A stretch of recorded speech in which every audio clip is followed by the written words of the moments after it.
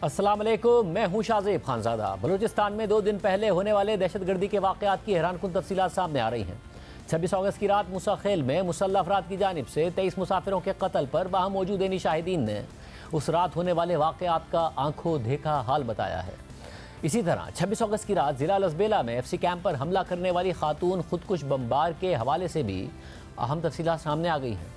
खुदकुश हमला करने वाली खातून कौन थी, उसका ताल्लुक़ किस इलाके से था, क्या उसके घर वालों और दोस्तों को भी उसके ख़यालात या उसके इरादों का पता था या किसी को कुछ नहीं पता था, ये सब हम आपको बताएंगे। लेकिन पहले आपको बताते हैं कि 26 अगस्त की रात मूसा खेल में होने वाले दिलखराश वाक़े की BBC उर्दू ने वाक़े में बच जाने वाले मुतादिद अफराद से गुफ्तगू की है, तफसीलात शाया की हैं, जिसमें उस रात होने वाले वाक़यात बताए गए हैं। रिपोर्ट के मुताबिक पंजाब के ज़िला लिया से ताल्लुक़ रखने वाले 6 बच्चों के बाप महबूब हुसैन पेशे के एतबार से एक ड्राइवर थे और उन्होंने हाल ही में किस्तों पर एक शेज़ोर ट्रक भी ख़रीदा था। ये उन बदकिस्मत लोगों में शामिल थे जिन्हें 25 अगस्त की रात बलूचिस्तान के ज़िला मूसा खेल में शिद्दत पसंदों ने कत्ल कर दिया था। पंजाब से ताल्लुक़ रखने वाले फलों के एक व्यापारी ने बताया है कि वो इस सीज़न में बलूचिस्तान से सेब खरीद कर लाते थे और इस बार उन्होंने इस काम के लिए महबूब हुसैन का ट्रक किराए पर हासिल किया था। महबूब हुसैन शेज़ोर ड्राइव कर रहे थे। व्यापारी कहते हैं कि ड्राइविंग के दौरान महबूब हुसैन गपशप लगा रहे थे कि अचानक हमने देखा कि कुछ गाड़ियों को रोका हुआ है। मैंने अपने साथियों को कहा कि जान बचानी है तो भागो। महबूब हुसैन ने कहा कि मेरे ट्रक का क्या होगा। मैंने उनसे कहा कि ज़िंदा रहे तो ट्रक मिल जाएगा और तकरीबन धक्का देकर महबूब हुसैन को गाड़ी से बाहर निकाला। व्यापारी के मुताबिक हम कोई 2 या 3 मिनट ही दौड़े होंगे कि अचानक फायरिंग हुई और मेरे पीछे उस्ताद महबूब हुसैन और दीगर अफराद ज़मीन पर गिर पड़े। वो कहते हैं कि मैं और उस्ताद महबूब हुसैन भाग रहे थे और वो यानी शिद्दत पसंद पीछे से फायरिंग कर रहे थे। मेरे सामने उस्ताद महबूब हुसैन नीचे गिर गए। मैं उन्हें देखने के लिए पलटा तो एक शख्स ने उनकी नब्ज़ देखकर कहा कि वो मर चुके हैं। उनका मज़ीद कहना था कि वो इस वाक़े के बाद घंटों छुपे रहे और जब सिक्योरिटी फोर्सेस की गाड़ियों की आवाज़ सुनी तो बाहर निकले। इसी तरह ज़िला मूसा खेल में जिन बसों को रोका गया उनमें से एक बस में पंजाब के इलाके पाकपतन से ताल्लुक़ रखने वाली एक खातून अपने 2 बच्चों और शौहर के साथ सफ़र कर रही थी। उन्होंने सहाफ़ी दौरान बलोच को एक इंटरव्यू में बताया कि जब बस रुकी तो सबके शनाख्ती कार्ड ले लिए गए और फिर कहा गया कि पंजाबी उतर जाएँ। खातून ने मज़ीद कहा कि जब कुछ लोग उतर गए और गाड़ी रवाना हुई तो मैंने अल्लाह का वास्ता देकर कहा कि 5 अफराद वापस नहीं आए, आप लोग रुक जाएं और उनको बुलाएं। लेकिन गाड़ी नहीं रुकी और आगे से गाड़ी पर फायरिंग भी की गई। खातून ने बताया कि वो लोग बस से उतरकर करीब ही वाक़े एक मस्जिद में चले गए और पूरी रात वहीं गुजारी। वो कहती हैं कि सुबह 4 बजे आर्मी वाले वहाँ आए और उन्होंने हमें निकाला। मेरे दोनों बच्चों को बुखार था, किसी ने उस वक्त हमारा साथ नहीं दिया। मेरा बच्चा बार बार कहता रहा कि अम्मी मेरे पापा अभी तक नहीं आए, मेरे पापा अभी तक नहीं आए। इसी बस में बलूचिस्तान के ज़िला दुक्की से ताल्लुक़ रखने वाले अब्दुल शकूर नासिर भी मौजूद थे जो किसी काम से पंजाब जा रहे थे। उनका कहना है कि रात को तकरीबन 9:45 बजे बस को मुसल्लह अफराद ने रोका और कहा कि शोर मचाए बगैर बस में मौजूद कंडक्टर तमाम लोगों के शनाख्ती कार्ड लेकर नीचे उतर आए। इसके बाद मुसल्लह अफराद ने कहा कि पंजाब से ताल्लुक़ रखने वाले अफराद उतर जाएं और फिर बस से 5-6 अफराद उतर गए। उन्होंने बताया कि 5 के करीब ख़वातीन और बच्चे भी थे जिन्हें मस्जिद भेज दिया गया, जबकि मर्द करीबी पहाड़ियों और झाड़ियों की तरफ फ़रार हो गए। सहाफ़ी दौरान बलोच ने BBC को बताया कि जब वो वाक़े की कवरेज के लिए पहुँचे तो वहाँ सड़क पर खून ही खून था और जलाई गई गाड़ियों से धुआं उठ रहा था। उनके मुताबिक लाशों और मुसाफिरों को करीब ही वाक़े राड़ा हाशिम पुलिस स्टेशन ले जाया गया था, जबकि वहाँ मौजूद कोयले, सेब और अंगूर के 12 ट्रकों को आग लगा दी गई थी। उनका कहना था कि जिस इलाके में इन गाड़ियों को रोका गया था वो हसनाबाद का इलाका था और ये बहुत ज़्यादा वीरान इलाका नहीं था। इसके करीब ना सिर्फ आबादी थी बल्कि ये राड़ा हाशिम शहर और उसके पुलिस स्टेशन से भी बहुत ज़्यादा दूर नहीं था। बलूचिस्तान में फायरिंग के वाक़यात में पंजाब के ज़िला विहाड़ी से ताल्लुक़ रखने वाले कदीर असलम और शहबाज भट्टी भी जाँ बहक हुए हैं। ये दोनों अफराद ड्राइवर थे और बलूचिस्तान से फल लेकर वापस आ रहे थे। उनके हमरा, उनके हेल्पर मोहम्मद नसीर भी मौजूद थे जो हमले में खुशकिस्मती से बच गए। उन्होंने बताया कि कदीर असलम मज़दा ट्रक के मालिक थे जबकि शहबाज भट्टी उनके दोस्त थे और साथ ड्राइविंग का काम किया करते थे। वो कहते हैं कि जब वो डेरा गाजी खान से कोई 1.5 घंटा दूर थे तो उस वक्त हमें वर्दी में मलबूस कुछ लोगों ने रोका और पूछा कि किधर से आ रहे हो और कहाँ जा रहे हो। उनका कहना था कि वर्दी में मलबूस अफराद ने लाइसेंस और शनाख्ती कार्ड मांगा और कहा कि नीचे आ जाओ। मैं देख रहा था कि उन्होंने शनाख्ती कार्ड और लाइसेंस देखा और एकदम एक शख्स ने मेरे दोनों उस्तादों पर फायरिंग कर दी, जिसके बाद वो दोनों ज़मीन पर गिर गए थे। वो कहते हैं कि वो पीछे खड़े एक ट्रक के नीचे छुपने में कामयाब हो गए और वहाँ काफ़ी देर मौजूद रहे। मुसल्लह अफराद ट्रकों को रोकते, लाइसेंस और शनाख्ती कार्ड देखते, किसी को जाने देते और किसी पर फायरिंग कर देते थे। वो कहते हैं कि थोड़ी देर बाद उन्होंने इस मकाम से दौड़ लगा दी और जब सिक्योरिटी फोर्सेस वहाँ आईं तो उन्हें पानी पिलाया गया और कदीर असलम और शहबाज भट्टी की शनाख्त के लिए ले जाया गया। फलों के एक और व्यापारी इस्माइल गिल भी उन लोगों में शामिल हैं जो शिद्दत पसंदों के हमले से मौजज़ाना तौर पर महफूज रहे। वो कहते हैं कि वो अपने ड्राइवर के हमरा लोरालाई जा रहे थे कि अचानक उन्होंने फायरिंग की आवाज़ सुनी। उनका कहना था कि जब गाड़ी थोड़ी और आगे चली तो कुछ और फायर हुए। ड्राइवर असलम ने भी ये आवाज़ें सुनी। उसने मेरी तरफ देखा तो मैंने कहा कि गाड़ी खड़ी करो और रोड साइड से आगे निकल चलो। इस मौके पर हमने महसूस किया कि कुछ लोग हमारा ताक़ुब कर रहे हैं और फायरिंग भी कर रहे हैं, ताहम हम में से कोई नहीं रुका और काफ़ी आगे तक चले गए। इस्माइल गिल बताते हैं कि वो ख़ुद तो पंजाबी बोलते हैं मगर बलूचिस्तान में कारोबार करते हैं, इसलिए कुछ ना कुछ बलोची जानते हैं। मैंने उन लोगों यानी मुसल्लह अफराद को ऊंची आवाज़ में बलोची में बात करते हुए सुना। एक शख्स कह रहा था कि ये ज़रूर पंजाबी या पठान होंगे, भाग गए हैं, उनकी गाड़ी को आग लगा दो, और फिर उन्होंने गाड़ी को आग लगा दी थी। इसके अलावा 26 अगस्त को बलूचिस्तान के मुख्तलिफ इलाकों में अस्करियत पसंदों के हमले हुए थे और इसी सिलसिले में एक बड़ी कार्रवाई ज़िला लसबेला में एक FC कैंप पर हुई थी, जहां 2 खुदकुश हमलावरों ने कैंप को निशाना बनाया था। उनमें से एक हमला आवर माहिल बलोच भी थी। बलूचिस्तान पुलिस ने भी इस बात की तस्दीक की है कि बेला में FC कैंप पर खुदकुश हमले में एक खातून शामिल थी। माहिल बलोच कौन थी और किस तरह वो शिद्दत पसंद तंजीम का हिस्सा बनी, इस हवाले से BBC उर्दू ने एक रिपोर्ट शाया की है, जिसके मुताबिक माहिल बलोच ने डिग्री कॉलेज गवादर से FA किया और उसके बाद तुर्बत यूनिवर्सिटी में LLB में दाखिला लिया।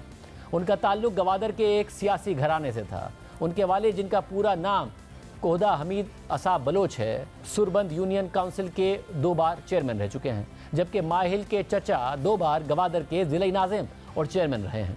माहिल के एक मामू भी सरकारी अफसर हैं। कोहदा हमीद बलोच और उनके बड़े भाई नेशनल पार्टी से ताल्लुक़ रखते हैं। उनके वालिद नेशनल अवामी पार्टी में शामिल रहे और साबिक गवर्नर बलूचिस्तान मीर गौस बख्श बजिंजो के शागिर्दों में शुमार होते थे। माहिल के वालिद ने BBC को बताया कि वो कानून की तालीम हासिल कर रही थी और इस वक्त 8वें सेमेस्टर में थी। कोहदा हमीद बलोच के 6 बच्चे हैं, जिनमें से माहिल 5वें नंबर पर थी। उन्होंने बताया कि माहिल गर्मियों की छुट्टियों में कोयटा में वकालत की प्रैक्टिस के लिए इंटर्नशिप कर रही थी, जहां उसके साथ कजन्स भी मौजूद थी। माहिल बलोच के इंस्टाग्राम पर मौजूद मवाद में the art of war, Cuba के फिडेल कास्त्रो की किताब तारीख मुझे बरी कर देगी का तर्जुमा, मैक्सिम गोर्की का आलमी शोहरत याफ्ता नावल माँ और फ्रांस काफ्का समेत दीगर किताबों के हवाले और तस्वीर मौजूद हैं। माहिल के वालिद कोहदा हमीद बलोच का कहना है कि वो खुद ये देखकर हैरान हैं, क्योंकि घर में बलोची अदब तो पढ़ाया जाता था, बाकी अंग्रेज़ी की सिर्फ निसाब की किताबें होती थी। माहिल ने ये किताबें कहाँ पढ़ी वो नहीं जानते। BBC उर्दू के मुताबिक माहिल बलोच की फैमिली का पस मंज़र तो सियासी रहा है, ताहम उनके अहल खाना और दोस्तों का दावा है कि उन्होंने खुद कभी सियासी सरगर्मियों में हिस्सा नहीं लिया। उनके एक साथी तालिब इल्म ने BBC को बताया है कि गुज़िश्ता 4 साल की शनासाई के दौरान माहिल किसी बहस या मुबाहिसे में शरीक नहीं होती थी, ना ही कभी उसने ये जाहिर किया कि वो किसी शिद्दत पसंदाना कार्रवाई में शरीक होना चाहती थी। माहिल के एक और क्लास फेलो ने भी BBC से बात करते हुए कहा कि बज़ाहिर उसको सियासत में दिलचस्पी नहीं थी और वो मुसल्लह जिद्दोजहद के बारे में भी कभी बात नहीं करती थी। उनका दावा है कि उन्होंने ज़्यादातर माहिल को पढ़ाई में ही मसरूफ़ देखा था। एक मरतबा हमने बात की कि कौन प्रैक्टिस करेगा और कौन कमीशन के लिए तैयारी करेगा, तो माहिल को ज़्यादा वकालत में ही दिलचस्पी थी। माहिल बलोच के अहले खाना के मुताबिक उनके ख़ानदान में ना कभी किसी की जबरी गुमशुदगी हुई और ना ही कभी किसी की मस्कशुदा लाश मिली। तो फिर माहिल ने ऐसा क्यों किया, इस सवाल का जवाब वाज़ेह नहीं है। एक सवाल के जवाब में माहिल के वालिद ने दावा किया कि वो किन लोगों के साथ उठती बैठती थी, इस बारे में उन्हें या फैमिली में से किसी को कुछ भी नहीं पता था। कभी ऐसा भी नहीं हुआ कि वो तवील अरसे तक राब्ते में ना रही हो या कहीं चली गई हो। माहिल के वालिद से जब हुक्काम ने रब्ता किया और बताया कि बेला में कैंप पर माहिल ने खुदकुश हमला किया है, तो उनके मुताबिक ये बात उनके लिए बाइस ताज्जुब थी।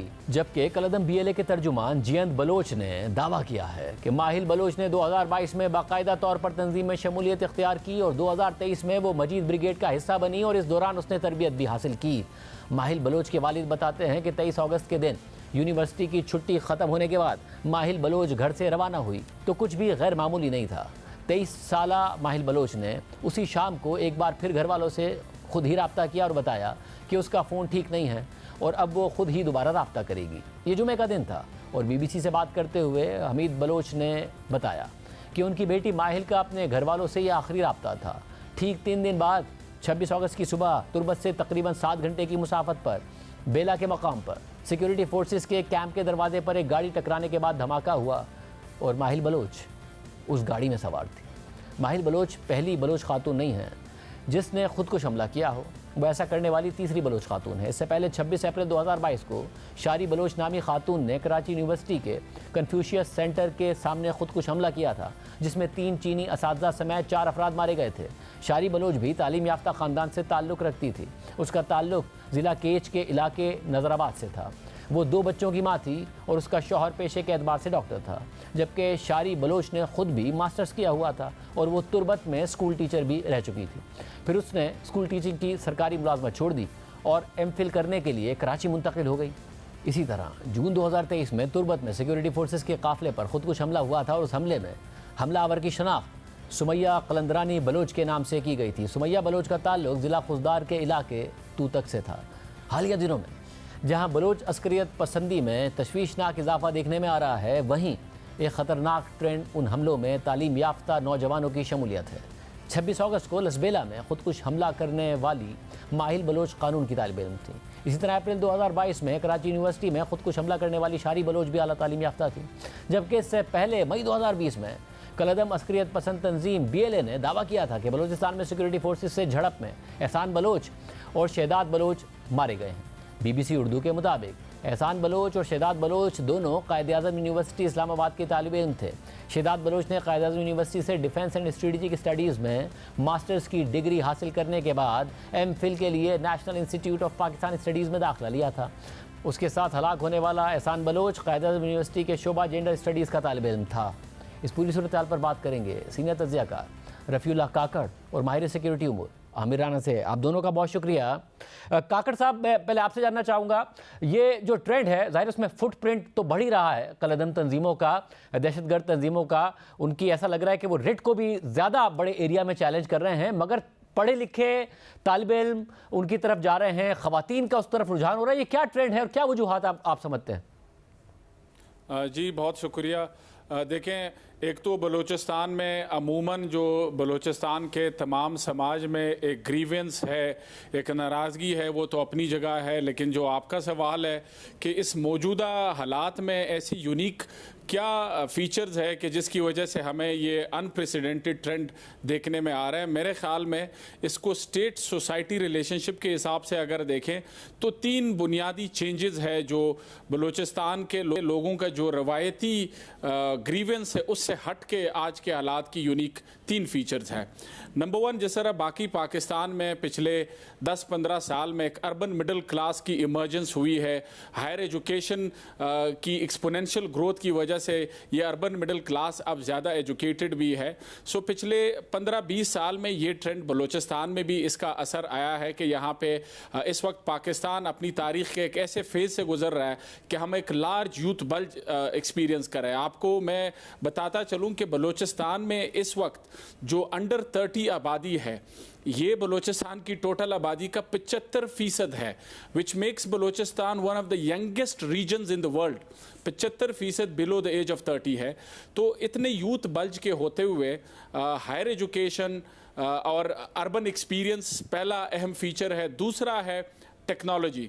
सोशल मीडिया ने ये काम किया है कि रिवायती तौर पर पाकिस्तान के पेरिफ्रीज में जो ट्राइबल रीजनल डिविजन्स की वजह से लोगों में उस तरह से इत्तेहाद नहीं होता था, सियासी मोबिलाइजेशन मुश्किल थी। सोशल मीडिया के इस दौर में वो जुड़ जाते हैं, पहले यूनिवर्सिटी में जुड़ जाते हैं, फिर सोशल मीडिया में जुड़ जाते हैं, जिससे उनकी रवायती शनाख्तें कमज़ोर हो जाती है।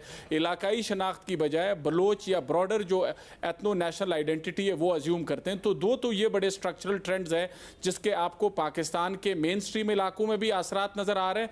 पाकिस्तान की पेरिफेरी जैसे बलूचिस्तान और फाटा में आप देख रहे हैं सोशल मूवमेंट्स की सूरत में इस उभार का हमें सामना कर रहा है। लेकिन जो तीसरी अहम और आखिरी बात वो स्टेट की लेजिटिमेसी पिछले 5-6 साल में खसूसी बलूचिस्तान में वो और ज़्यादा उसकी क्रेडिबिलिटी मुतासिर हुई है।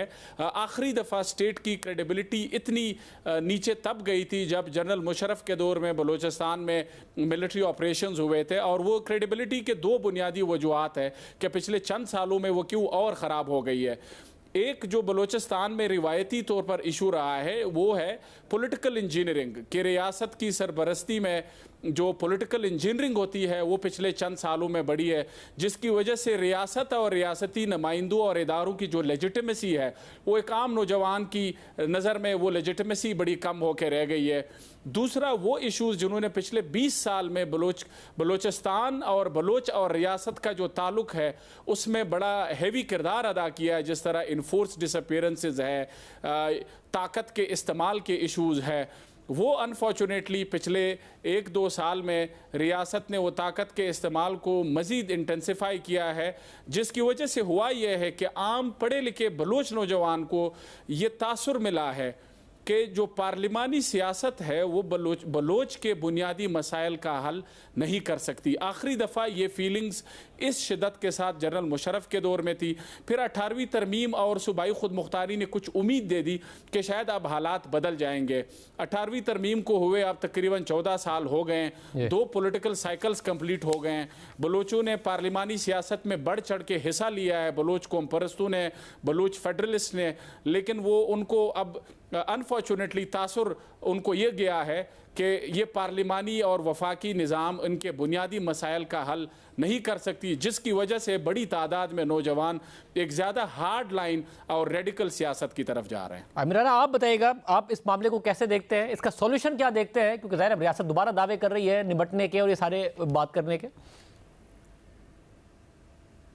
देखिए, पहली बात तो ये है कि अमूमी तौर के ऊपर जहां पे भी कोई कॉन्फ्लिक्ट की सूरत हो हम उसको पॉलिटिकल कॉन्टेक्स्ट में देखने और समझने की कोशिश करते हैं, लेकिन अभी खास तौर के ऊपर जब ये एक्सट्रीमिज्म का फिनोमेनन है और रेडिकलिज्म बढ़ता है तो ये एक मेरा ख्याल है कि बड़ा यूनिक सब्जेक्ट है। मिडिल क्लास जो है वो डेवलपिंग कंट्रीज के अंदर बढ़ रही है, वहाँ पे पॉलिटिकल एक्टिविज्म बढ़ा है, जहाँ जहाँ पे एक्सट्रीमिस्ट ऑर्गेनाइजेशन है वहाँ पे रेडिकलिज्म का लेवल बढ़ा है। बांग्लादेश में हमने देखा कि एक राइज आया है वहाँ पे एक पॉलिटिकल एक्टिविज्म का, तो उसको भी आप उससे लिंक कर सकते हैं। लेकिन सबसे इम्पोर्टेंट बात जो है वो है सेंस ऑफ पर्पस जो है, जिस एज के अंदर ये लोग जो है ज्वाइन करते हैं मुख्तलिफ रेडिकल ग्रुप्स को या सियासी तहरीकों को, तो एक सेंस ऑफ पर्पस के तहत करते हैं। बलूचिस्तान के अंदर जो वो पर्पस फ्राहम करती है वो ज़ाहिर नेशनलिज्म की कुव्वतें हैं, पंजाब में वो है वो मजहबी कुव्वतें हैं, केपी में किसी हद तक मजहबी कुव्वतें हैं, तो वो एक फैक्टर को हम इग्नोर नहीं कर सकते। प्रोफाइलिंग तो मुमकिन नहीं है किसी भी, और ख़ासतौर पर ये देखिए कि शारी बलोच है, माहल है, ये सारे वो लोग हैं जो किसी ना किसी तरीके से पॉलिटिकल एक्टिविज्म से इन्वॉल्व रहे हैं, और इनका जो है सोशल साइंसेज से, लॉ से, लिंग्विस्टिक के डिसिप्लिन जो है उनके साथ ताल्लुक है। और जहां तक अलकायदा का ताल्लुक था वो आपको आपके इनके अंदर है कि वो सारा बैकग्राउंड जो उनका था मिडिल क्लास का तो था, लेकिन वो सारे साइंस के और मेडिकल के डिसिप्लिन से आते थे ज्यादा लोग, और उसकी वजह ये थी कि वहाँ पे इंडॉक्ट्रिनेशन जो मजहब फ्राहम करते हैं उनके अंदर ज्यादा होती है। और जब मिडिल क्लास खास तौर के ऊपर जो सोशल साइंसेज से मुंसलिक हो, उनके अंदर जो है एक एक्टिविज्म की एक है और सेंस ऑफ पर्पस उनका डिफरेंट हो जाता है। इसलिए आप देखेंगे कि ये जो करैक्टर इसलिए डिफरेंट हो जाता है, शारी हो या माहल हो और बाकी बल्कि नौजवान जितने भी BLA के भी हालिया हमलों में उन्होंने हिस्सा लिया, उनका जो प्रोफाइल बनता है कि वो बहुत ज्यादा एक्टिव पॉलिटिक्स में नहीं थे। पॉलिटिकल गैदरिंग्स में तो जाते थे लेकिन लीडरशिप लेवल के ऊपर नहीं थे, खामोशी से जो है वो एक तहरीक का हिस्सा थे, उनके सराउंडिंग्स के अंदर जो है उनकी वो उसको एब्जॉर्ब करते थे।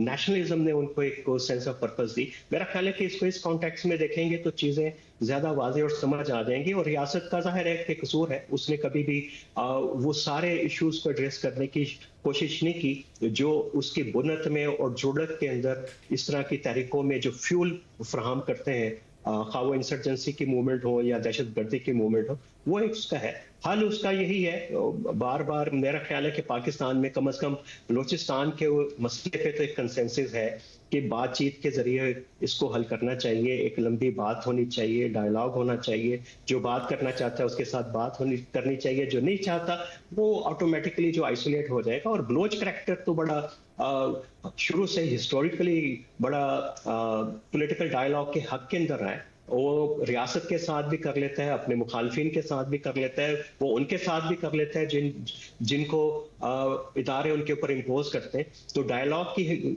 राह तो हमेशा हमारी रहती है बलूचिस्तान के अंदर। मुझे ये समझ नहीं आती कि रियासत डायलॉग के बजाय दूसरे रास्ते क्यों इख्तियार करती है। कार साहब, मैं आपसे भी ये जो सॉल्यूशन है इस पर कमेंट चाहूँगा, क्योंकि ज़ाहिर है ज़्यादा इंटेंसिटी के साथ अब ऑपरेशन की तो बात हो रही है, बट आपने जैसे कहा कि जो सियासत है उस पर से और जो पार्लिमानी निज़ाम है उस पर से जो ट्रस्ट है वो बहुत कम हो गया। क्या सॉल्यूशन है? जी बहुत शुक्रिया। देखिए मेरे ख़्याल से इसके शॉर्ट टर्म और मीडियम टर्म सॉल्यूशंस है। शॉर्ट टर्म में तो सबसे अहम जो हल है वो ये है कि हुकूमत को बलूचिस्तान और पाकिस्तान के ज़िम्मेदार और क्रेडिबल लोगों की एक कमेटी बनानी चाहिए जो तरजीही बुनियादों पे सबसे पहले मिसिंग पर्सन्स का मसला हल करें। जो विक्टिम्स है उनकी फैमिलीज़ को जाके कंपनसेट करे, रियासत माफ़ी मांगे, और जो अभी भी रियासत के पास है उनको एक ड्यू प्रोसेस के तहत उनका ट्रायल, अगर उन पे कोई इल्ज़ाम है वो ट्रायल किया जाए। दूसरा, उसके साथ साथ आई थिंक पॉलिटिकल रिकन्सिलिएशन के लिए कुछ बेसिक बुनियादी कॉन्फिडेंस बिल्डिंग मेजर्स लेने होंगे। उन कॉन्फिडेंस बिल्डिंग मेजर्स में सबसे पहले ये है कि जो अवामी नुमाइंदगी है उसको अवामी एहसासात और ख्वाहिशात के करीब तर लाना होगा। जो वहाँ पे एक तासुर है कि मसनूई क़ियादत के थ्रू बलूचिस्तान पे हुक्मरानी की जाती है, उस तासुर को ज़ायल करना होगा।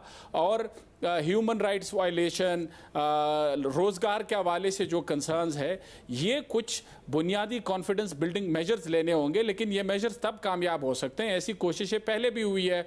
डॉक्टर मालिक साहब जब वज़ीर आला थे ऐसी कोशिशें हुई कि पॉलिटिकल रिकन्सिलिएशन शुरू की जाए, एंड उन्होंने काफ़ी कामयाबी हासिल कर ली। अनफॉर्चुनेटली उनका बतौर वज़ीर आला जब टेन्योर ख़त्म हुआ उस प्रोसेस को डिसकंटिन्यू किया गया। आई थिंक इसका वाहिद रास्ता ये है कि टॉप सिविल मिलिट्री क़ियादत की फुल बैकिंग और सपोर्ट के साथ क्रेडिबल लोगों की एक कमेटी बनाया जाए जिसको दोनों तरफ ट्रस्ट कर सके और वो जाके बात करे और बलूचिस्तान के इशू को समझे। मैं ये भी हाईलाइट करना चाहता हूँ, अक्सर पाकिस्तान के बुनियादी बयानिए में एक बात सामने आती है कि जैसे ये कोई मिसकम्युनिकेशन का मसला है, अगर ज़्यादा मस्बत या मीठी बात की जाए तो मसला हल होगा। ये मिसकम्युनिकेशन का मसला बुनियादी तौर पर नहीं है।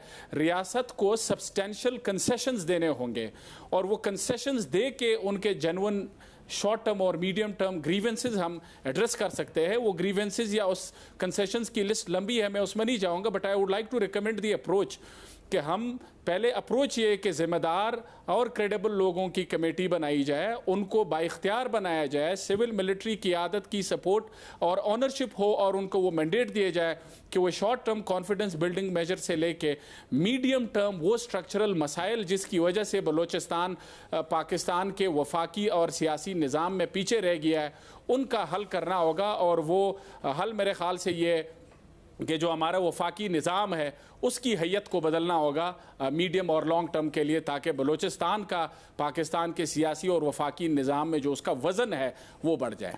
अमीना साहब, ज़रा जो क़यादत पर एक मिसट्रस्ट है, वो एक अपनी जो बलोच क़यादत है उस पर भी मिसट्रस्ट पैदा हुआ है जिस किस्म की वहाँ से पॉलिटिकल इंजीनियरिंग की गई है।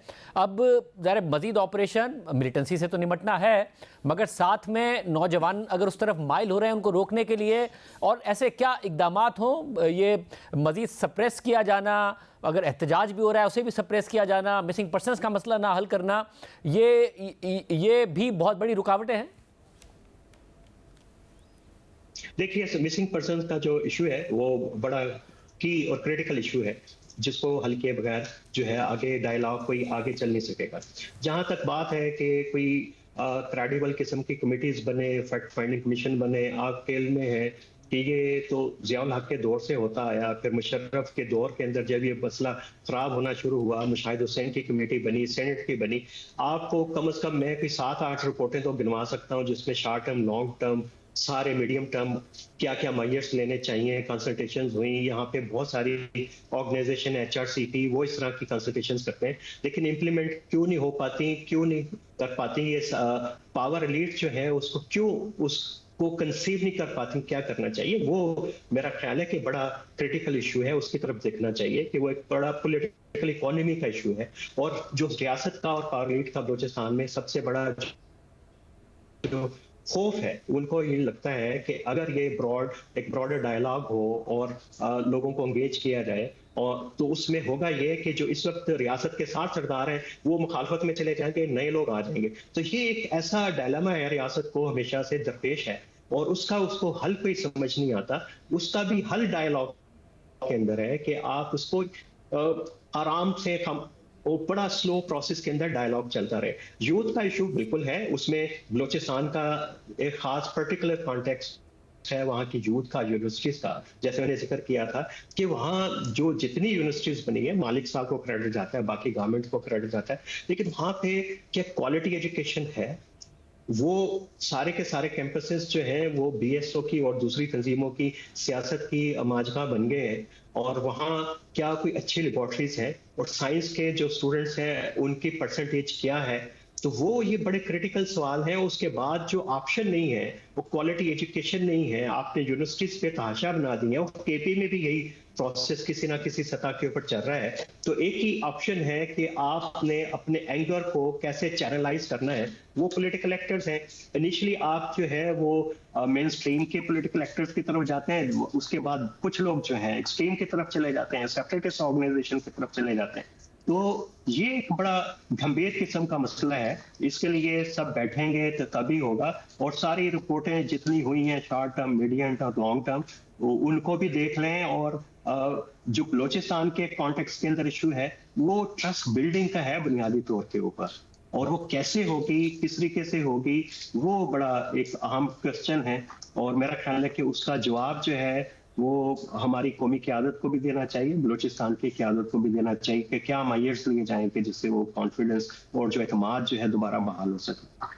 बहुत शुक्रिया। और दूसरी तरफ बलूचिस्तान में होने वाली हालिया दहशतगर्दी के वाक़यात के बाद से बलूच एक्टिविस्ट और लापता अफराद की बाजियाबी की तहरीक चलाने वाली डॉक्टर महारंग बलोच पर हुकूमती वुज़रा तक तनकीद करने लगे कि वो इन वाक़यात की मजम्मत क्यों नहीं करती हैं। हालांकि वो माजी में ऐसी दहशतगर्दी की मजम्मत कर चुकी हैं, मगर फिर भी उन पर तनकीद की गई, और आज भी इस हवाले से उनका अहम बयान सामने आया है।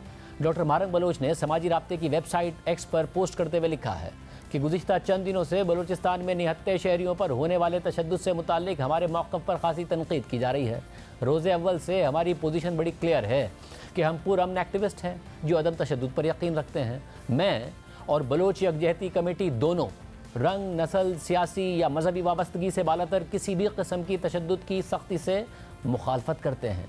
बलूचिस्तान के मसले का हल कानून की हुक्मरानी में है, जो कि इक़्तिदार में रहने वाले नहीं चाहते, क्योंकि इंतशार इक़्तिदार पर उनकी गिरफ्त मजबूत करता है। प्रोग्राम में आगे बढ़ते हैं, मईशत के हवाले से बात करते हैं, जहां नज़र आ रहा है कि ताजिर एहतजाज कर रहे हैं, हुकूमत क्या करेगी, टैक्स लगाएगी नहीं लगाएगी, सवाल पैदा हो रहा है, अपने मामलात आगे बढ़ाएगी नहीं बढ़ाएगी, सवाल पैदा हो रहा है। तो दूसरी तरफ जितनी तेज़ी से खुशगवार माहौल में पाकिस्तान और IMF के दरमियान जुलाई में स्टाफ लेवल मुआहदा हुआ था, अब IMF बोर्ड से मंजूरी में ताख़ीर हो रही है, जो गैर यकीनी का बाइस बन सकती है। IMF के एग्जीक्यूटिव बोर्ड का 6 सितंबर तक का शेड्यूल जारी हो गया है। वियतनाम, युगांडा और डेनमार्क समेत 7 ममालिक का एजेंडा शामिल है, मगर पेशगी शराइत पूरी होने के बाद ही पाकिस्तान से मुतालिक बोर्ड मीटिंग बुलाए जाने का इम्कान है। वज़ारत ख़ज़ाना के ज़राए का कहना है कि हुकूमत $2 अरब की इज़ाफ़ी एक्सटर्नल फाइनेंसिंग की शर्त जल्द पूरी करने के लिए पुरुमीद है। सऊदी अरब, चीन और मुत्तहिदा अरब अमारात से $12 अरब कर्ज रोल ओवर कराने के लिए भी राब्तों में तेज़ी कर दी गई है। पहले खबर आई कि हुकूमत सऊदी अरब से इजाफी डिपॉजिट्स के उसूल के लिए कोशिशें कर रही है, मगर फिर वज़ीर मुमलिकत बराए ख़ज़ाना अली परवेज़ मलिक हमारे प्रोग्राम में आए और उन्होंने कहा कि किसी दोस्त मुल्क से मज़ीद डिपॉजिट्स नहीं मांग रहे, बल्कि बैरूनी कमर्शियल बैंक से कर्ज की तरफ जा रहे हैं और 1-2 दिन में अच्छी खबर आएगी। और सितंबर में IMF का बोर्ड पाकिस्तान को $7 अरब के मुआहदे की मंजूरी दे देगा। वज़ीर ख़ज़ाना मोहम्मद औरंगज़ेब ने भी सितंबर में IMF मंजूरी का दावा किया है। क्या ये मामलात हो पाएंगे? हमारे साथ 2 इकनॉमिक रिपोर्टर्स मौजूद हैं, शहबाज राना और मेहताब हैदर। बहुत शुक्रिया आप दोनों का हमें शो में ज्वाइन करने के लिए। मेहताब हैदर साहब, उम्मीद है, क्योंकि एक दफ़ा फिर वो कह रहे हैं वज़ीर ख़ज़ाना के जी स्टाफ लेवल मुआहदे के लिए भी ऐसी बातें की गई थी, हो गया, और ज़ाहिर है वो वाकई बहुत तेज़ी से हो गया, मगर कहीं बहुत बुरे मामलात तो नहीं हैं या मामला सुलझ जाएंगे? जी बिस्मिल्लाहिर्रहमानिर्रहीम। देखें, बुनियादी तौर पर ये मैटर ऑफ कंसर्न तो है। उसकी वजह ये है कि मैं मिसाल के तौर पे एज इट इज़ उसको पाकिस्तान में रेप्लिकेट तो नहीं किया जा सकता, लेकिन मिसाल के तौर पे पेश किया जा सकता है कि श्रीलंका ने जब डिफ़ॉल्ट किया था तो उनका भी जो एक्सटर्नल फाइनेंसिंग था वो पूरी तरह से जो गैप था वो फुलफिल नहीं हुआ था और अल्टीमेटली वो डिफ़ॉल्ट की तरफ बढ़ गए थे। पाकिस्तान में इस टाइम ये सिचुएशन तो नहीं है, लेकिन हुकूमत ने पहले देखें, आप ट्रस्ट डेफिसिट खुद पैदा करते हैं। आपने कहा कि अगस्त में हो जाएगा, वो 12 जुलाई को स्टाफ लेवल एग्रीमेंट हुआ, अगस्त में नहीं हुआ। फिर आप कह रहे हैं कि सितंबर में हो जाएगा। आज सितंबर की 6 तारीख तक का कैलेंडर IMF जारी कर चुका है। आपको कम से कम अगर आज कंफर्मेशन हो जाए तो बाय एंड ऑफ सितंबर जो है वो हो सकता है, क्योंकि 2 वीक्स आपको चाहिए कि LOI को जब साइन करके भिजवाएंगे आप तो बोर्ड्स के मेंबर्स के अंदर सर्कुलेट करना है आपने। तो सितंबर भी मुश्किल नज़र आ रहा है और उसकी वजह ये है कि एक तरफ तो आपने डिपॉजिट्स के ऊपर रोल ओवर जो है वो उन ममालिक का हुकूमत कहती है कि प्रोसेस है, प्रोसेस में टाइम लग सकता है, ठीक है, लेकिन जो इंक्रीमेंटल की बात है वो भी हुकूमत ने जो है उसकी कंफर्मेशन IMF को देनी है। उसके बाद ही LOI पे साइन होगा और उसके बाद जो है वो बोर्ड में पेश होगा और जितना ये ज़्यादा डिले होगा उसके नतीजे में अनसर्टेनिटी जो है वो ज़्यादा बढ़ेगी। इसलिए इसमें IMF को भी मैं ब्लेम करता हूँ कि आपने स्टाफ लेवल एग्रीमेंट कर लिया विदाउट गेटिंग कंफर्मेशन और एक्सटर्नल फाइनेंसिंग। तो IMF और पाकिस्तान दोनों को इस टाइम ये कंफर्मेशन हासिल करनी पड़ेगी अगर पाकिस्तान की इकॉनमी को अनसर्टेनिटी से बचाना है, क्योंकि इसके साथ साथ कुछ और इश्यूज भी पैदा जो है वो हो रहे हैं। खासकर मैं बात कर रहा हूँ FBR का बड़ा पोटेंशियल थ्रेट है कि शायद अगस्त में और सितंबर दोनों में शॉर्टफॉल होगा, तो ये नए नए इश्यूज भी पैदा हो सकते हैं। आपने भी शहबाज राना आज अपनी जो स्टोरी की है उसमें ये जिक्र किया है कि FBR को बड़े मेजर शॉर्टफॉल का सामना करना पड़ सकता है। जो टारगेट है वो सिर्फ अगस्त के महीने के लिए 898 अरब रुपए का है। अभी मंगल तक 575 अरब रुपए जमा हुए हैं। 323 अरब रुपए 4 दिन में इकट्ठे करने हैं, यानी रोजाना 81 अरब रुपए। अब मसला यह है कि श्रीलंका के डिफॉल्ट के बाद भी स्टाफ लेवल मुआहदा हो गया तो बोर्ड अप्रूवल में बहुत टाइम लगा था, मगर श्रीलंका को बहुत सारे ममालिक से डेट रिस्ट्रक्चरिंग और गारंटीज चाहिए थी, चाइना, इंडिया। मगर पाकिस्तान का क्या मामला इतना ही खराब है? क्योंकि आप स्टोरी में लिख रहे हैं कि मामला अगर अक्टूबर में चला गया तो फिर IMF मजीद कंडीशंस लगा सकता है कि भाई आप मिनी बजट लेकर आएं। जी बिस्मिल्लाहिर्रहमानिर्रहीम, बहुत शुक्रिया आपका शाहज़ेब खानज़ादा साहब। देखिए, ये जो IMF का प्रोग्राम, इसका डिज़ाइन ही गलत है। पाकिस्तान और IMF दोनों एक चीज़ को अवॉइड कर रहे हैं। ये इस चीज़ को अवॉइड कर रहे हैं कि जो कर्ज़ों की रीशेड्यूलिंग है, रीस्ट्रक्चरिंग है, उसको किसी तरीके से उससे बचा जा सके। पाकिस्तान की भी यही ख्वाहिश है और IMF की भी यही ख्वाहिश है। हालांकि जो बॉटम लाइन है IMF के प्रोग्राम की वो इस चीज़ के ऊपर है कि तकरीबन 16 से $16.5 अरब की उसके अंदर रोल ओवर शामिल हैं, जिसमें $12 अरब कैश का है आपका डिपॉजिट तीनों ममालिक से और रफली कुछ $4 अरब आपके कमर्शियल बैंक्स के रोल ओवर्स हैं। जो मुल्क अपना कर्जा वापस ही नहीं कर पा रहा और ये मुसलसल तीसरा IMF का प्रोग्राम है जिसमें इन कर्जों की को रोल ओवर करने की शर्त है, तो वो मुल्क और वो जो ग्लोबल लैंडर है वो कैसे अवॉइड कर रहा है ओवरऑल जो डेट रिस्ट्रक्चरिंग? ये सवाल सबसे पहले खड़ा हुआ है। जब तक दोनों स्टेक होल्डर्स, जिसका मतलब IMF और government of Pakistan, debt restructuring की तरफ नहीं जाएगी, ये मामला इसी तरीके से हर साल होता रहेगा, नंबर 1। अब जो दूसरी बात यह है कि जो ताख़ीर हो रही है और जो स्टाफ लेवल का भी आपने जिक्र किया और फिर आगे FBR के मामला, जो स्टाफ लेवल एग्रीमेंट हुआ था वो वज़ीर ख़जाना मोहम्मद औरंगज़ेब साहब की भी एक्सपेक्टेशन से पहले हो गया था और गालिबन उनको भी सही अंदाज़ा नहीं था। मेहताब हैदर साहब को याद होगा, एक स्टैंडिंग कमेटी की मीटिंग में आए थे मोहम्मद औरंगज़ेब साहब, तो उनसे मेहताब साहब ने गालिबन क्वेश्चन किया था कि जो उसका IMF के प्रोग्राम का साइज़ क्या होगा, तो उन्होंने कहा जी कि अभी साइज़ तय होना बाकी है, अगले हफ्ते एक मीटिंग होगी। उनकी स्टेटमेंट के अगले दिन या 2 दिन बाद IMF की तरफ से अनाउंसमेंट आ गई कि जी हमने $7 अरब का स्टाफ लेवल एग्रीमेंट कर लिया है। तो FM हमें बता रहे थे कि अगले हफ्ते इस पे मुज़ाकरात होंगे। हैविंग सेड दैट, अब जहां पे हम खड़े हुए हैं, ये जो प्रोग्राम आपका निगोशिएट हुआ है, स्टाफ लेवल एग्रीमेंट हुआ है, ये 30 जून 2024 के अदाद शुमार के ऊपर हुआ है। अब एक पूरा क्वार्टर जो है आपका वो बढ़ रहा है कंप्लीशन की तरफ, जिसके 2 माह ऑलमोस्ट गुजर चुके हैं जब हम बात कर रहे हैं। FBR का जो हदफ था वो पहले दिन से अनरियलिस्टिक था, उसमें एक बड़ा शॉर्टफॉल आने जा रहा है। अब कोशिश ये हो रही है FBR की तरफ से, जो इंतहाई गलत कोशिश है, कि किसी तरीके से बैंकों से, कंपनी से एडवांसेस लेके शॉर्टफॉल को जितना कम से कम हो सके उतना दिखाया जाए। जो इंटरनल असेसमेंट है वो ये दिखा रही है कि अगर एफबीआर अनड्यू एडवांसेस नहीं लेता तो 80 अरब रुपए से 100 अरब रुपए का शॉर्टफॉल सिर्फ आपका अगस्त का आएगा। तो अगर 80 अरब से 100 अरब का शॉर्टफॉल आ रहा है जो इनकी इंटरनल असेसमेंट है, और आपको 30 अगस्त की शाम को पता चलता है कि ये 50 या 60 अरब है का शॉर्टफॉल है, ये उससे भी कम शॉर्टफॉल है, तो ये समझ लीजिएगा कि एफबीआर की एफर्ट नहीं है, ये इकॉनमी ने पैसा जनरेट नहीं किया, ये लोगों को फोर्स करके, कंपनीज को फोर्स करके, बैंक्स को फोर्स करके पैसा लिया गया है। तो जब अगर सितंबर में भी आपका प्रोग्राम नहीं होता, although I am still hopeful कि शायद सितंबर में हो जाए, अगर नहीं होता और ये अक्टूबर में स्लिप हो जाता है तो फिर ये और डिलेज आ सकते हैं। एफबीआर का शॉर्टफॉल आएगा, जो मिनिस्ट्री ऑफ फाइनेंस के ओवरऑल जो फिस्कल नंबर्स हैं वो सामने आएंगे, मॉनिटरी नंबर्स हैं वो सामने खुल जाएंगे, तो एक नया पेंडोरास बॉक्स खुल जाएगा जिसको आईएमएफ और गवर्नमेंट पर इतनी आसानी से बंद नहीं कर सकेंगे। तो लग ऐसे रहा है कि चीज़ें काफ़ी जो है वो टाइट हैं, जहाँ पे ओवरऑल जो परफॉर्मेंसेस के इश्यूज हैं, जो क्रेडिटर्स का lack of trust on Pakistan, and rightly lack of trust है, क्योंकि वो आपसे एक सवाल आज पूछ रहे हैं, और जो चाइना में भी फाइनेंस मिनिस्टर से पूछा गया जब इन्होंने कहा कि 3 साल के लिए रोल ओवर कर दें, तो चाइनीज ने पूछा 3 साल बाद क्या करेंगे, इनके पास कोई जवाब नहीं था। नेचुरली हो ही नहीं सकता क्योंकि हमारे फंडामेंटल्स तो वैसे के वैसे खराब खड़े हुए हैं।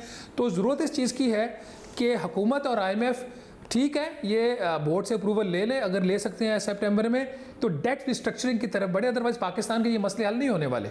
मतलब ये बताइएगा कि अब ज़रा टैक्स ज़्यादा इकट्ठा करना है, पहले शॉर्टफॉल की बातें होना शुरू हो गई हैं, कहा गया था वसी करेंगे दायरा, अब ताजिर स्ट्राइक पर चले जाने की बात कर रहे हैं, आज से शुरू भी किया मामला।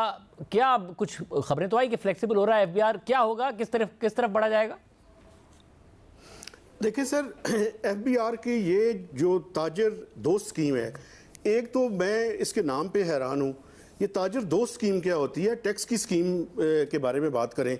और दूसरी बात ये है कि एक 100 रुपए से लेकर 60,000 रुपए तक है। देखिए रेट के ऊपर डिस्कशन हो सकती है कि एक फ्लैट रेट मखसूस जो कुछ 26,000 मार्केट्स हैं, कुछ मार्केट्स के ऊपर मैक्सिमम टैक्स जो है वो लगा है, उसके ऊपर तो बात हो सकती है, लेकिन हकीकत में ये रेट ऑफ द स्टेट का इशू है। चूंकि उसकी वजह क्या है, उसकी वजह यह है कि 90s से अगर आप देखें तो कोई 8-10 स्कीम जो है वो इन रिटेलर्स के लिए लाई गई हैं, लेकिन ये टैक्स नेट में नहीं आना चाहते।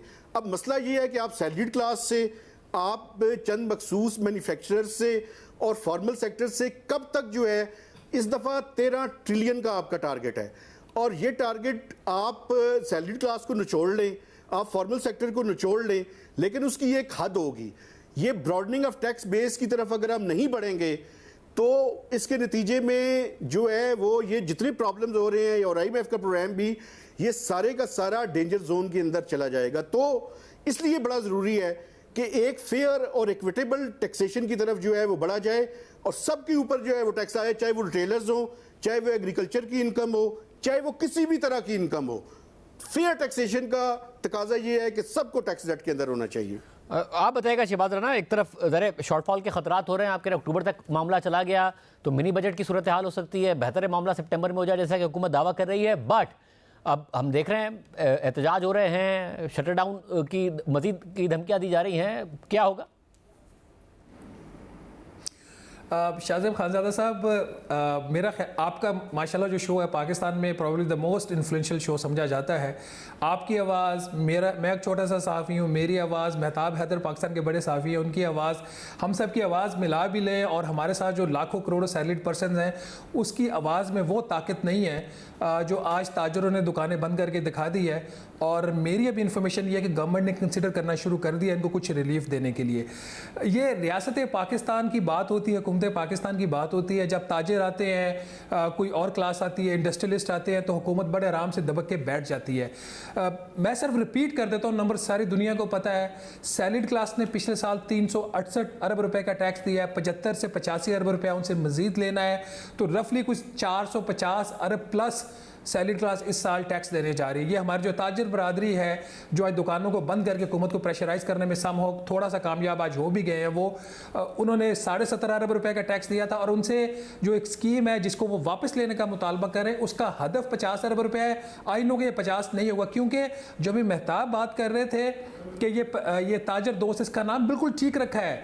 ये जो स्कीम इसलिए ताजर दोस्त है कि इसमें मेजॉरिटी ऑफ द जो ट्रेडर्स हैं वो आज भी एग्जेम्प्टेड है। अभी जो मजीद उनको कंसेशंस देनी है वो अपनी जगह पे हैं।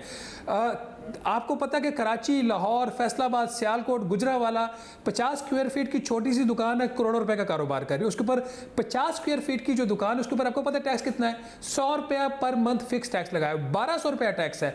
उससे ज़्यादा वो जो एक रेडी वाला है, जो एक आम खोखे वाला है, जो मोबाइल फ़ोन कार्ड अपने मोबाइल पे वो करता है, उसको चार्ज करता है, उसके ऊपर 12% के हिसाब से वो देखें वो कितना टैक्स पे कर रहा होता है साल का। तो ये जो सूरत हाल है, अगर शहबाज शरीफ साहब की हुकूमत ने ताजरों के आगे एक दफ़ा फिर उन्होंने कंप्रोमाइज़ करना है तो खुदारा एक ऑर्डिनेंस लेके आएँ और तनख्वाहदार तबके के साथ जो ज़्यादती की हुई है उस पर माफ़ी भी मांगें और वो जो रेट्स हैं वो भी रिवर्स करें। ये मुल्क ऐसे नहीं चल सकता, ये दबाव पे, प्रेशर्स पे नहीं चल सकता। स्पेशल इन्वेस्टमेंट फैसिलिटेशन काउंसिल इसलिए बनी थी कि एक जो पॉलिसी होगी वो ओवरऑल रियासत की पॉलिसी होगी, कौम की पॉलिसी होगी। तो उस SIFC की जो फोर्स है उसको इस्तेमाल करने का अब मौका है। ताजर अगर हड़ताल कर रहे हैं ये उनका आईनी राइट है, वो प्रोटेस्ट कर सकते हैं, जिसकी मैं हमायत करता हूँ प्रोटेस्ट की। But let them observe the strike. कितने दिन वो स्ट्राइक कर लेंगे? कभी तो वो कंप्रोमाइज़ करने के लिए तैयार होंगे ना। आखिर उनके भी बच्चे, उन्होंने भी बच्चों का पेट पालने हैं। तो हुकूमत जो आज सोचना शुरू हो गई है कि उन्होंने 3-4 चीज़ों के ऊपर इनको रिलीफ देना है, तो अगर ये हुकूमत रिलीफ देगी तो फिर आइंदा आने वाले दिनों में आप और ज़्यादा हुकूमत की मुश्किलात देखेंगे। बहुत शुक्रिया नाज़रीन, तज़िया आपने सुना, इन्फॉर्मेशन आपने सुनी। प्राइम ब्रेक शामिल करते हैं, और आम खबर इस पर बात करेंगे ब्रेक के बाद। पंजाब और खैबर पख्तूनख्वा में तहरीक इंसाफ में अंदरूनी इख्तलाफात और ग्रुप बंदी पर इमरान खान और पार्टी क़यादत तशवीश का शिकार हो गए हैं और साबिक सदर आरिफ अलवी को इस हवाले से मुतहर्रिक कर दिया गया है, जिन्होंने आज खैबर पख्तूनख्वा में दोनों मुखालिफ ग्रुप्स के रहनुमाओं से मुलाकात की है। जियो न्यूज़ के नुमाइंदे अबू बकर सिद्दीक की खबर के मुताबिक साबिक सदर आरिफ अलवी की वज़ीर आला अलीमीन गंडापुर और नाराज़ रहनुमाओं से मुलाकात हुई है। आरिफ अलवी ने आतिफ खान, जुनैद अकबर और शकील खान से भी मुलाकात की है और इन रहनुमाओं को वज़ीर आला के खिलाफ बयान देने से रोक दिया है, जिस पर आतिफ खान और दीगर रहनुमाओं ने आरिफ अलवी को बयान ना देने की यकीन दहानी करा दी है। PTI ज़राए के मुताबिक आरिफ अलवी ने इन रहनुमाओं को जल्द इमरान खान से मुलाकात कराने की भी यकीन दहानी करा दी है। वाज़ेह है कि खैबर पख्तूनख्वा में PTI में इख्तलाफात उस वक्त मज़ीद वाज़ेह हो गए थे जब कुछ दिन पहले सूबाई वज़ीर शकील खान को वज़ीर आला अलीमीन गंडापुर ने करप्शन के इल्ज़ामात पर वज़ारत से हटा दिया था, जिस पर शकील खान ने खुद ही इस्तीफ़ा देते हुए वज़ीर आला पर इल्ज़ामात लगा दिए थे। जिसके बाद खैबर पख्तूनख्वा से PTI के 2 MNAs आतिफ खान और जुनैद अकबर शकील खान के हक में सामने आ गए और दोनों ने अपने बयानात में उनकी ईमानदारी की गवाही दे दी। जबकि खबर के मुताबिक खैबर पख्तूनख्वा से एक और रुकन कौमी असेंबली अरबाब शेर अली ने सूबे की गुड गवर्नेंस कमेटी पर अदम एतमाद का इजहार करते हुए वज़ीर आला की जानिब से पेश किए गए इकरारनामे पर दस्तखत करने से इनकार कर दिया था। और फिर वज़ीर आला अलीमीन गंडापुर, जो पार्टी के सूबाई सदर भी हैं, उन्होंने परसों इमरान खान से मुलाकात के बाद एक्शन लेते हुए आतिफ खान और अरबाब शेर अली को ही पार्टी के ओहदों से हटा दिया, जबकि जुनैद अकबर को पहले ही अलीमीन गंडापुर ने फोकल पर्सन बराए अरकान कौमी असेंबली के ओहदे से हटा दिया था। जिसके बाद से पार्टी में इख्तलाफात की खबरें मजीद जोर पकड़ रही हैं। और सिर्फ यही नहीं, बानी PTI इमरान खान पंजाब की पार्टी तंजीम और ओहदेदारों से भी मुतमईन नहीं है। कल हमारे प्रोग्राम में PTI रहनुमा लतीफ़ खोसा ने इमरान खान से मिलने के बाद कहा कि इमरान खान पंजाब की तंजीम से मुतमईन नहीं है, तंजीम गैर फाल नजर आती है। इमरान खान ने 3 रुकनी कमेटी बना दी है जो पंजाब से 8 सितंबर के जलसे में शिरकत पर नजर रखेगी। अगर पंजाब के सदर हम्माद अज़हर फाल नहीं हुए तो कमेटी इमरान खान को रिपोर्ट देगी और उनका मुतबादिल तजवीज़ करेगी। क्या हो रहा है, हमारे साथ मौजूद हैं अबू बकर सिद्दीक, नुमाइंदा जियो न्यूज़ पेशावर। अबू बकर सिद्दीक, आपकी खबर हमने दिखाई और बताई, अब आरिफ अलवी एक्टिव हुए हैं, क्या मामला चल रहा है? मामला सुलझते नज़र आ रहे हैं या उलझे ही हैं? देखिए शाहजेब साहब, अब तक जो मामलात चल रहे थे तो वो तो काफ़ी संगीन दिखाई दे रहे थे, लेकिन आज जो पेशरफ हुई है, आरिफ अलवी साहब जो है वो काफ़ी मुतहर्रिक हो गए हैं और उन्होंने जो है पाकिस्तान तहरीक इंसाफ के जो रहनुमा है आतिफ खान साहब, उनसे रब्ता किया है, जुनैद अकबर साहब से रब्ता किया है और शकील खान साहब से रब्ता किया है। और आरिफ अलवी साहब ने जो है इन तमाम रहनुमाओं को जो है ये इन पर जोर दिया है कि वो किसी किस्म के बयानात जो है वो वज़ीर आला खैबर पख्तूनख्वा अलीमीन गंडापुर के ख़िलाफ़ नहीं देंगे और उनको ये भी यकीन दहानी कराई है कि वो जल्द ही उनका जो मौक़िफ़ है या उनके जो तहफ़्फ़ुज़ात है, जो भी इनके इश्यूज़ है, तो वो बानी पीटीआई से उनकी मुलाकात करेंगे और जो भी उनके तहफ़्फ़ुज़ात है तो वो उनके सामने रखें और फिर वो फ़ैसला करेंगे कि क्या किया जाएगा। तो इस दौरान आतिफ़ खान साहब, जुनैद अकबर और शकील खान ने भी इस बात की यकीन दहानी कराई कि वो किसी किस्म का बयान जो है, कोई स्टेटमेंट जो है वो नहीं देंगे। अच्छा, एक दूसरी बात जो तशवीश है पीटीआई रहनुमाओं में आतिफ़ खान और जो हमारे सोर्सेज है उनका, जो इनमें एक ये तशवीश भी है, जो आतिफ़ खान और उनके जो साथी है जुनैद अकबर और शकील खान, उनको इमरान खान से मुलाकात करने नहीं दिया जा रहा और ये काफ़ी हार्डल्स उनको पेश आ रही है। और इस पे उन्होंने क़यादत को ये बात उनको बताई भी है कि एक तो हमारे साथ यहाँ पर नाइंसाफ़ी हो रही है बग़ैर किसी वजह, करप्शन के इल्ज़ाम। शकील खान का ये मौक़िफ़ है कि करप्शन के इल्ज़ाम हम पे लगे हैं, लेकिन अगर हम अपना मौक़िफ़ खान साहब को पेश करते हैं तो हमें नहीं छोड़ा जा रहा और हमें हमारी मुलाकात नहीं कराई जा रही। तो ये जो है क़यादत को बताया गया कि हमारी इमरान खान से फ़ौरी तौर पे मुलाकात कराई जाए और हम उसमें जो है अपना मौक़िफ़ पेश करेंगे, क्योंकि इससे कबल अगर हम देखें तो शकील खान ने ये कहा था कि वो असम्बली के फ्लोर पर जो इल्ज़ामात उन पे लगेंगे तो वो क्लियर करेंगे और ये भी बताएंगे कि सूबे में किस कदर करप्शन और बदनवानी हो रही है। तो ये उन्होंने ऐलान किया था कि असम्बली फ्लोर पे ये तमाम तर बातें जो है मैं डिस्कस करूँगा। लेकिन उसके बाद हमने देखा कि जैसे ही उन्होंने ये ऐलान किया और जो शेड्यूल था सेशन असम्बली का, तो वो जो है मुलतवी किया गया। उसके बाद दूसरा इजलास तलब किया गया, उस दिन भी इजलास मुलतवी कर दिया गया। तो दोनों इजलास मुलतवी होने के बाद जो उनमें तशवीश है, जो नाराज़ रहनुमा है, वो मज़ीद बढ़ गई। तो इससे जो है एक तो उनकी खान साहब से मुलाकात नहीं हो रही, दूसरी तरफ असम्बली इजलास जो है वो भी बार बार मुलतवी हो रहे हैं। तो ये जो तशवीश है ये मज़ीद बढ़ गई। बहुत शुक्रिया, सिद्दीकी हमारे साथ मौजूद थे। अब आरिफ अलवी एक्टिव हुए हैं, देखते हैं कि मामला किस हद तक सुलझता है। आज के प्रोग्राम में तैयार दीजिए। अल्लाह हाफ़िज़।